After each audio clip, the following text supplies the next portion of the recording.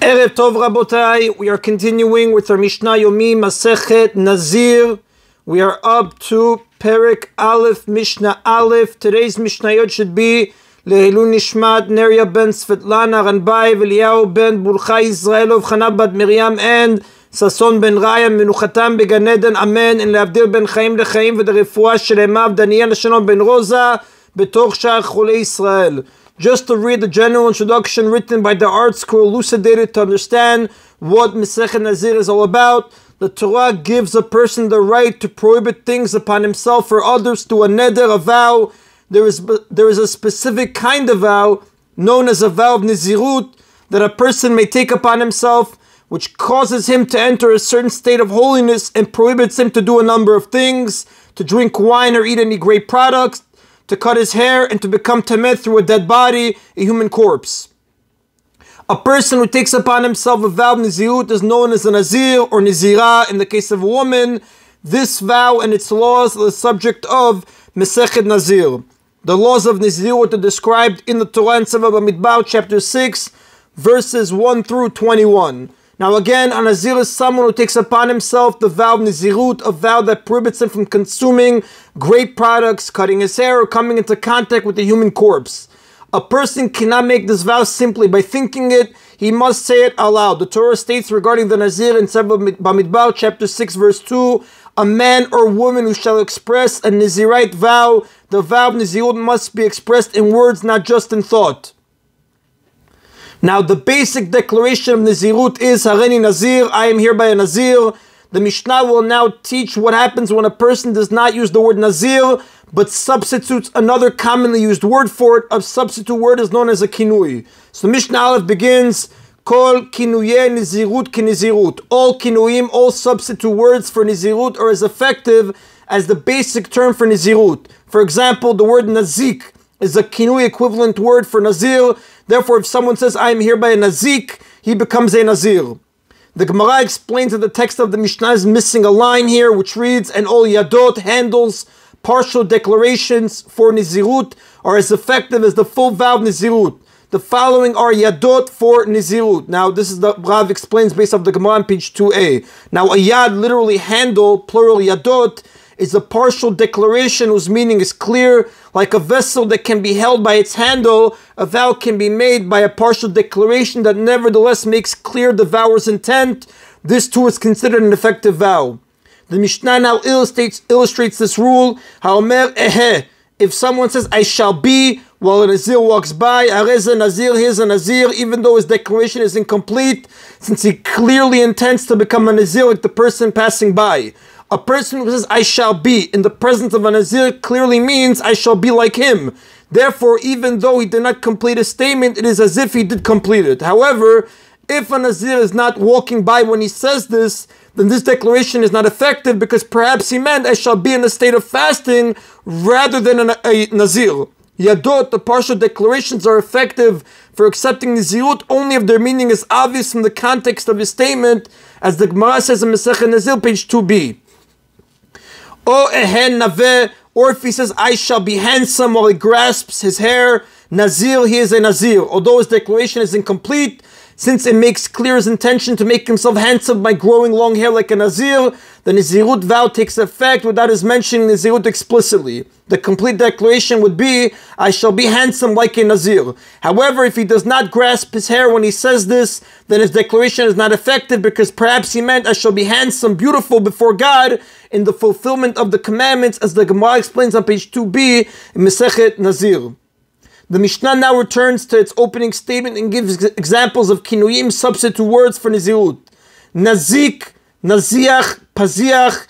If someone says, I'm hereby a Nazik, or I'm hereby a Naziach, or I'm hereby a Paziach, meaning he substituted these words for the word Nazir in his basic declaration, Harez a Nazir, he is a Nazir. Since these words are commonly understood to mean Nazir, they are effective. Now these kinuyim are words from foreign languages that refer to a Nazir.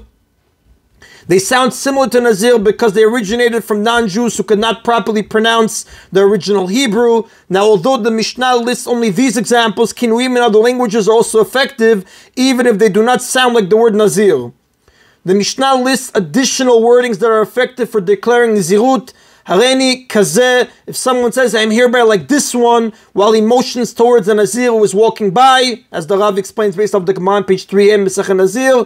Hareni misalsel, or he says while he grasps his hair, I hereby take upon myself to smooth down my hair. Hareni michalkel, or I hereby take upon myself to grow my hair. Harez a Nazir, he is a Nazir. In the first case, his words clearly state that he accepts upon himself to be a Nazir like the person passing by. This is better than a Yad and is an actual declaration of Nazirut.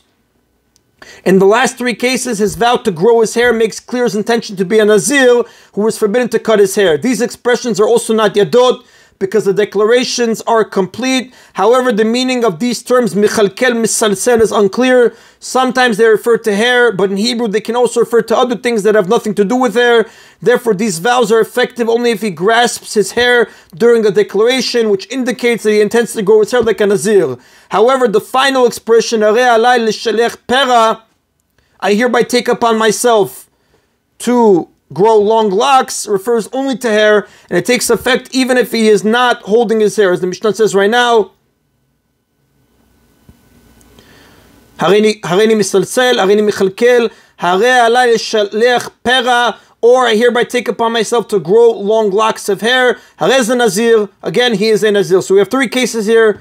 We have four cases actually. Harini kazeh, I'm hereby like this one, while he motions towards a Nazir who is walking by. Harini misalsel, he grasps his hair and says, I take upon myself to smooth down my hair. Harini michalkel, I hereby take upon myself to grow my hair. Hare ala lishrech pera, or I hereby take upon myself to grow long locks of hair. Harez a Nazir, he is a Nazir. The Mishnah cites a dispute regarding another declaration. Hare alai tziporim, if someone says, it is hereby an obligation upon me to bring birds while a Nazir walks by. Rabbi Meir Omer Nazir. Rabbi Meir says he is a Nazir because obviously he intends to accept upon himself the zirut which obligates him to bring bird offerings if he becomes tameh from a human corpse. A Nazir is forbidden to become tameh through contact with the human corpse. If he does become tameh, he must bring 2 birds and a lamb as offerings after he becomes ta'o again. So according to Rabbi Meir, since he made this declaration while a Nazir was walking by, he was obviously referring to the bird offerings of a Nazir who becomes tameh. Therefore he intends to accept Nazirut upon himself. V'chachamim omrim eno Nazir, but the sages say he is not a Nazir because his declaration does not refer to Nazirut clearly enough. According to the sages, even though a Nazir is walking by, it is still possible that he means to accept upon himself to offer voluntary bird offerings and not to become a Nazir, since not every Nazir has to bring bird offerings. And the Rav does tell us, the Halacha follows the opinion of the sages, she'eno Nazir, he does not become a Nazir, aval mevit sipurim leshalem nidro, but he must still bring birds offerings to pay back his neder. That is in the Mishnah Aleph. Mishnah Bet now discusses the effectiveness of a Nazirut vow that specifies one detail of the Nazirut laws. Harini Nazir mina chaltzanim, if someone says, I am hereby Nazir from grape seeds, umina zagim, or Nazir from grape skins, umina tiglachat, or a Nazir from hair cutting, umina tumah, or a Nazir from corpse tumah. Harez Nazir, he is a full-fledged Nazir. V'chol dikduken Nazirut alav, and all the details of the Nazirut apply to him. Although he specified only one of the Nazirut prohibitions, he is subject to all of them. Since he vows explicitly that he will become a Nazir, he is subject to all the Nazirut restrictions, even though he mentioned only one of them. Now, the biblical Samson Shimshon was a lifelong Nazir who was subject to a special kind of Nazirut. The story of Samson is told in Sefer Shoftim, Judges, chapters 13 through 16. Samson's parents were told by an angel of God before his conception to raise him as a Nazir, as it's written in Sefer Shoftim, Judges, chapter 13, verses 2 through 7. Samson was subject to a unique type of Nazirut, which will be detailed at the end of the Mishnah. So again, Shimshon, Samson. The Mishnah discusses someone who accepts upon himself to become a Nazir. Hareni ki Shimshon, if someone says, I am hereby like Shimshon, Samson, ki ben Manoach, or like the son of Manoach, ki Baal Delilah, or like the husband of Delilah, ki Misha Akal Daltot Azar, or like he who tore out the gates of Gaza, ki Misha Nikiru Pelishtim et Enav, or like he whose eyes the Pelishtims took out. Harez Nazir Shimshon, he is a Samsonian Nazir. Since all these descriptions apply to the biblical Shimshon. Shimshon, Samson, was a son of Manoach and he married Delilah. He tore out the gates of Gaza and the Philistines took out his eyes. Therefore, any one of these declarations makes it clear that he accepts to be a Samsonian Nazir.